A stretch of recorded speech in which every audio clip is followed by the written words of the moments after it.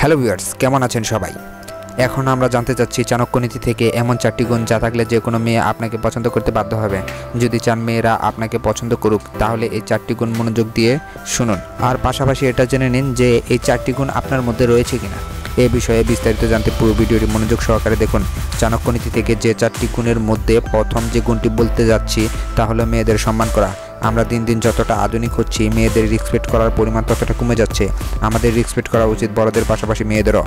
ভাই, মেয়েদের রেসপেক্ট করুন আর নাই করুন সেটা আপনার ইচ্ছা, কিন্তু নিজের ভালোবাসার প্রতি তো রেসপেক্ট করা জরুরি, তাই না? যাকে ভালোবাসেন তার সাথে তো নিশ্চয়ই ঝগড়া বা ধমকের সুরে কথা বলা যাবে না।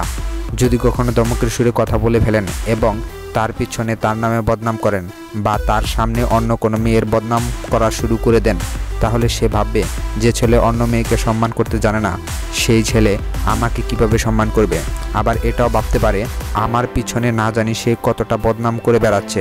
তাই বলছি ভাই, মেয়েদেরকে সম্মান করুন, যাকে ভালোবাসুন তাকে এবং অন্য সকল মেয়েদেরকেও।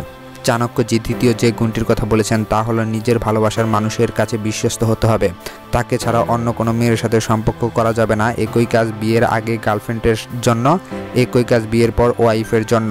অনেকের ক্ষেত্রে দেখবেন নিজের গার্লফ্রেন্ড বা ওয়াইফ আছে ঠিকই, এরপরও অফিসে একজনের সাথে, এলাকায় আরেকজনের সাথে, এরকম নানান রকম সম্পর্কে জড়িয়ে যায়। আর এটি হলো মানুষের জীবনে সবচেয়ে বড় ভুলগুলোর মধ্যে একটি। অনেকে বলতে পারেন ভাই, সুন্দর একটি মেয়েকে দেখলে ভালো লাগবে, এটাই তো স্বাভাবিক। কিন্তু সমস্যাটা এখানেই তৈরি হয় যখন ওই সুন্দরী মেয়েটিকে দেখে ভালো লাগা থেকে মনের শয়তানি থেকে ভালোবাসা শুরু হয়ে যায়। আর এটি যদি হয়ে যায় তাহলে আপনিই বলুন।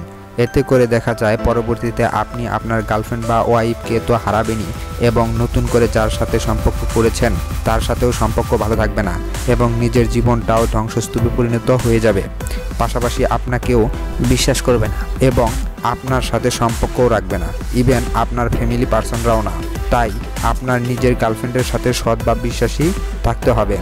তৃতীয় গুণ যেটি চাণক্য বলেছেন, অবশ্যই মহিলাদের প্রটেক্ট করতে হবে বা প্রটেক্ট করার মন মানসিকতা রাখতে হবে। আপনি যাকে ভালোবাসেন তাকে অবশ্যই প্রটেক্ট করতে হবে। আর যদি প্রটেক্ট করতে নাই জানেন তবে কিভাবে নিজেকে পুরুষ হিসাবে দাবি করেন? আপনার সামনে আপনার কোনো ভালোবাসার মানুষকে কেউ যদি কিছু বলে এবং আপনি তার সাথে মিলে সেই বিষয়টি নিয়ে যদি হাসাহাসি করেন প্রটেক্ট করা বাদ দিয়ে, তাহলে কিভাবে আপনার ভালোবাসার মানুষ আপনার প্রতি বিশ্বাস রাখবে, তাও আবার সারা জীবনের জন্য? আমি বলছি না আপনি এর জন্য মারামারি শুরু করে দিন কিংবা ঝগড়া শুরু করে দিন। আমি বলতে চাচ্ছি টেকনিক্যালি কিভাবে আপনার ব্রেনটাকে খাটিয়ে আপনার ভালোবাসার মানুষকে প্রটেক্ট করা যায় সেই বিষয়টা খেয়াল রাখতে হবে।